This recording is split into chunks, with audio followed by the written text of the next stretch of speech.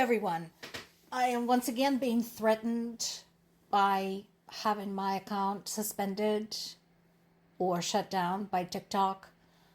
So, once again, a little housekeeping note. Hop into my link tree, which is on my TikTok profile, and follow me either on YouTube or on Substack. Both links are on there. Moving on with our news for today. This article appeared today on the BBC website talking about another development in Ukrainian military technology. This is coming in actually very useful right now because, as you know, multiple countries have reached out to Ukraine for their expertise fighting Iran's Shahed-style drones. But this piece, this particular type of drone is the one we talked about actually some months ago when it was still in development. Because the front line is so long, we just mentioned that yesterday, and because the army is stretched thin, these land-going drones are basically meant to help out with that. If you think about it, the idea is not new. If you look at the history, for example, of artillery, used both in World War I and World War II, there have been some kind of mechanism by which to bring weapons to the front. Sadly, in the past, that mechanism included horses who could get hurt and killed.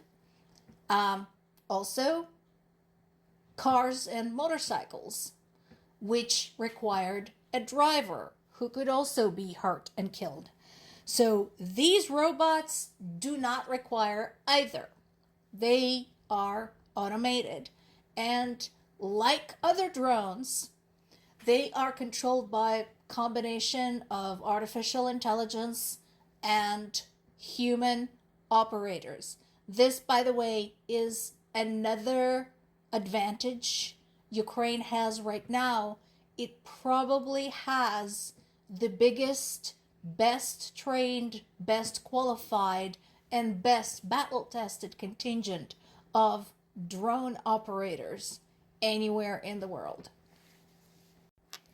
That said, the war is still going on, and this is what I was talking about a few days ago when the strikes against Iran first took place and the war first broke out, that the world is turning to Ukraine saying, please, Ukraine, help us. We need to figure out these drones. And I'm sure Ukrainian experts would be happy to help. But what about shit that's going on at home? Shit like this. There's been another big airstrike by Russia. At least 6 people were killed that we know of. 5 of those were found in the rubble of after an attack of an apartment block in the Kharkiv region, and another person was killed in the Dnipro region. 10 people were wounded, including 2 boys aged 6 and 11 and a 17-year-old girl. When I heard that it is very likely that U.S. military had struck the girls' school in Iran, and the administration is now kind of denying it, what I expect to hear next is straight from Russia's playbook, saying something like, well, it's not our fault that people in Iran are so stupid as to build a school next to a military base, or, well, we only target military targets. It's not our fault that something else happened to be next to it. Be very careful, America, because that is where this administration's logic and excuses are going. Poland said that it had to scramble jets when it saw the alerts for Ukraine because, again, it was a nationwide strikes and uncomfortably close to home. By the way, that is another thing other countries might wish to consider. Very early on, Ukraine had developed free mobile apps that people could use to know when there are attacks coming. And this is something that my parents have told me about quite a lot because they use those. That the apps don't just tell you there is an attack. They tell you where is it coming from, where it's going, how fast, who is likely to be the target. Because sometimes the projectiles being launched go over a region because they're targeting another region, which is a big difference. So that is another technology the rest of the world might wish to borrow.